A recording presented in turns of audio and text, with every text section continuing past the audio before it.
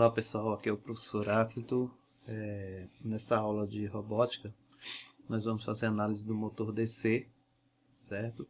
O motor DC é um motor de corrente contínua, né, como a gente já viu na prática. E os principais motores que nós vamos trabalhar são esses aqui.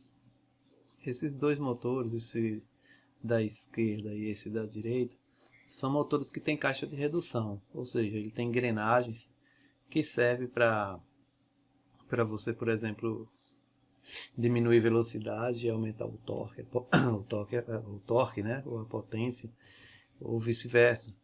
E esse outro motor aqui, ele não tem caixa de redução, ele é um motor que vai ter 3.700 rotações por minuto, né? Esses outros motores que a gente utiliza na robótica, tanto da esquerda quanto da direita, eles são alimentados de 6 a 12 volts. Nós vamos utilizar uma pilha de 9 volts para os nossos projetos, ok?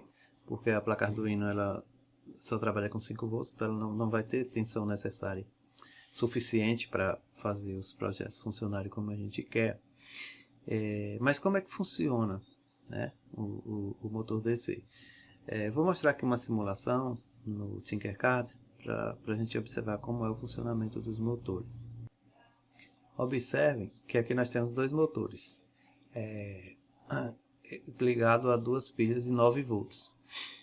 Nesse primeiro motor, observe que a polarização, o polo positivo da bateria está ligado no negativo do motor.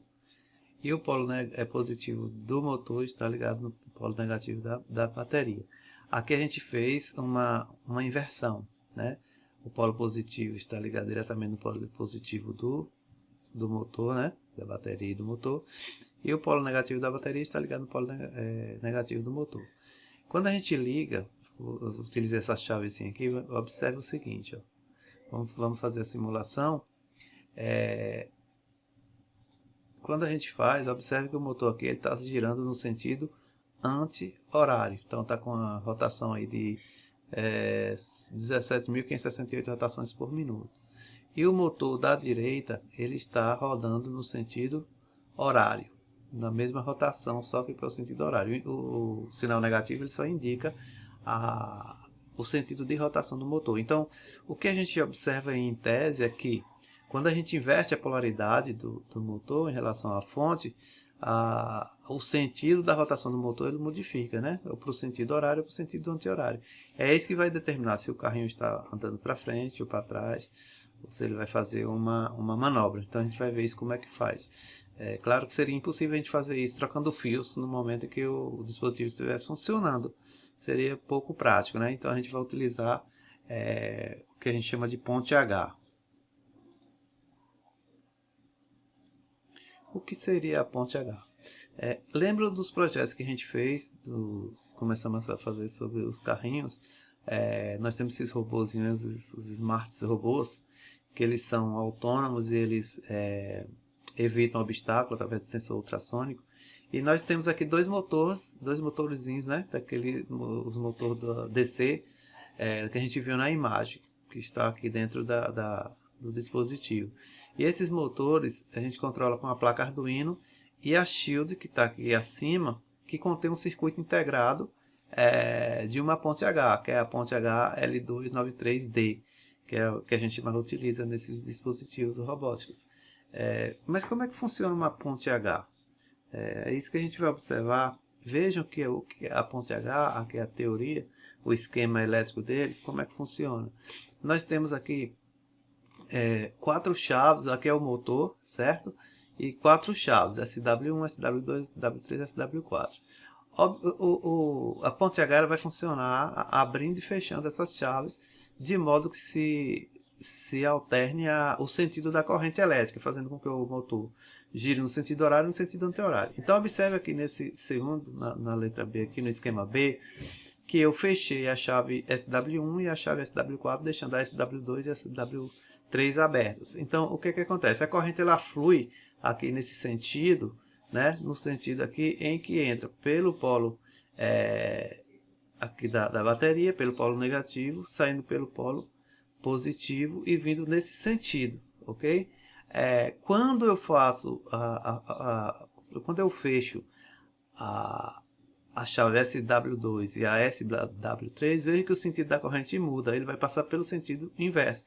Então o sentido sai aqui, ó, a corrente sai nesse sentido, certo? Entra pelo lado negativo, certo? E sai pelo lado positivo da corrente. Então há uma inversão. A função da ponte H é justamente fazer essa inversão de corrente, de polarização, aliás, de corrente, permitindo que os motores girem em sentidos opostos de acordo com essa polarização que você proporciona aí, né? Se é no sentido positivo ou no sentido negativo da polarização do motor em relação à fonte de alimentação. No nosso projeto de robótica para a construção daqueles robôs que vocês viram no início, nós vamos utilizar a ponte H do L293D, né? Com circuito integrado, esse circuito integrado, que é representado aqui esquematicamente, é o circuito L293D. É esse circuito integrado que vai fazer o funcionamento da ponte H, certo? Como é que funciona? Veja os pinos aqui. Num circuito integrado, você tem uma parte que tem um chanfrozinho, uma parte rebaixada, como vocês podem observar na imagem aqui à esquerda, e ele tem um pontinho. Esse pontinho indica onde inicia a contagem dos pinos. Então aqui começa do pino 1 até o pino 8, né? 1, 2, 3, 4, 5, 6, 7, 8. Do outro lado, 9, 10 até o pino 16. Cada um desses pinos tem uma função, né, distinta. Então o pino 1, por exemplo, ele habilita ou desabilita a ponte H. É o EN1 que a gente chama, né? E o pino 2, esse pino 2 e o pino 7 aqui, eles vão ser os pinos de input, ou seja, são as entradas de controle da primeira ponte H. E nós temos duas pontes H, a primeira e a segunda aqui. E esses dois pinos aqui, o 4 e o 5, eles são os pinos do terra, né, do ground, certo? Do GND, certo?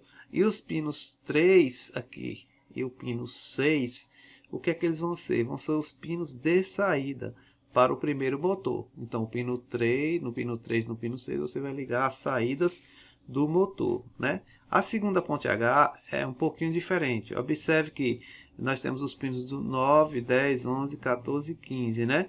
Onde esse 13 e 12 são os pinos de GND e os pinos de terra, certo? O pino 10 aqui e o pino 15, eles são os pinos aliás, os pinos 10 e 15 são os pinos de entrada de controle da segunda ponte H, certo? Que é o que a gente chama de input 3 e 4. A gente tem o input 1 e 2 lá nos pinos 2 e 7, e nós vamos ter os inputs 3 e 4, né, da segunda ponte H, que fica aí nos pinos 10 e 15. E o pino 11, cadê? 11 e o pino 14, eles são os pinos de saída para o segundo motor, né? São as saídas 3, que a gente chama de saídas 3 e 4, que são ligadas ali nos pinos 11 e 14. Então, para ficar mais claro, na próxima aula, a gente vai ver como é que funciona a ponte H. Eu vou simular isso no Tinkercad para a gente perceber de fato como é que funciona. Lembrando que ele tem dois VCC. O VCC aqui, esse VCC 1 e o VCC 2. Quando a gente ligar o Arduino, por exemplo, a gente vai ligar um desses VCCs na placa, na fonte de alimentação de 5 volts do Arduino, e o outro VCC a gente vai ligar na fonte de alimentação externa, que seria, no caso, a bateria de 9 volts, para você ter tensão suficiente para os motores fazerem o projeto funcionar, rodarem, né, na potência e velocidade necessárias.